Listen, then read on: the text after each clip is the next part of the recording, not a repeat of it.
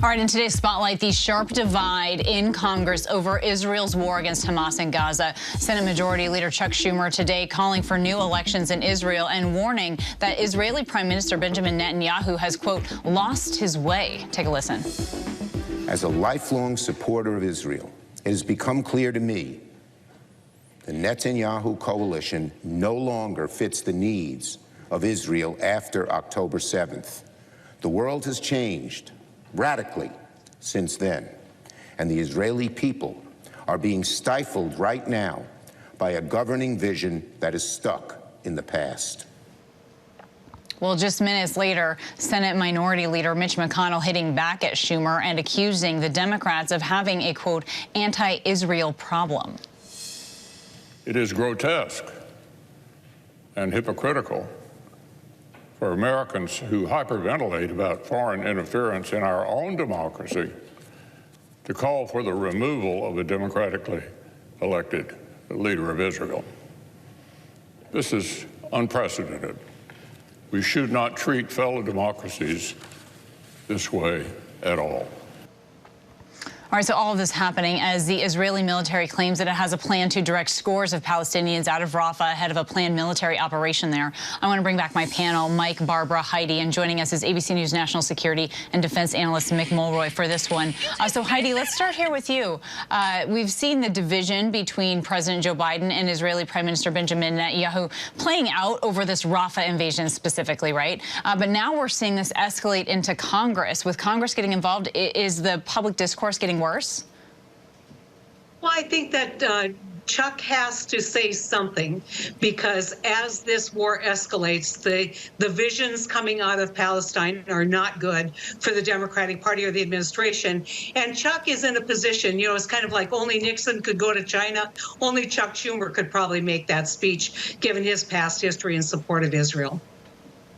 All right, Mick, I want to ask you something. We just got this statement in here. It's essentially a Hamas saying they've presented a vision for a ceasefire deal to both Egypt and Qatar in this statement. And, Mick, they list some things like they want the aggression stopped, they want relief aid, they want the allow the return of displaced people, and they want the withdrawal of occupation forces from the Gaza Strip. That's what they're writing. That's what they're putting out in public. But privately, what else are they negotiating for that maybe we don't know and we don't understand? So, Ken, I'd point out that they didn't talk about the release of hostages in that note. That was all things they would like to see, many of which should happen, the increase in aid, of course, but also that should be for hostages being released. They also they didn't talk about, to your point, about how they're asking for protection for the rest of their lives for the leadership. They don't want Mossad, which is the Israeli equivalent of the CIA, tracking them down. And I don't think Israel's ever going to take them off a list, just like we wouldn't if they did what they did on October 7th and leading that terrorist attack against Israel. Yeah, so they're asking for things that aren't being made as public, again, in this information war that we talk about a lot. And I know that that is something that is top of mind for you as well, Mike Muse, as the world watches this all play out and Hamas and the way that Israel is handling this information war. Where does it sit right now?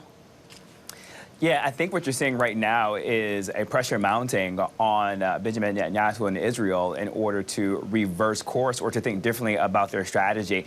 We see with President Biden's rhetoric has gotten more sharper with his critique and criticism toward Benjamin Netanyahu. He hasn't come as far as talk about the ceasefire, but really to bring in the narrative of humanity and the civil rights, human rights for the people. Also, too, this doesn't bode well for Netanyahu, because Senator Chuck Schumer is such a strong advocate and ally for Israel. But, Kana, what you're really seeing is they're both receiving pressure from their Democratic Party, from the progressive wing of their party, in order to call for a ceasefire.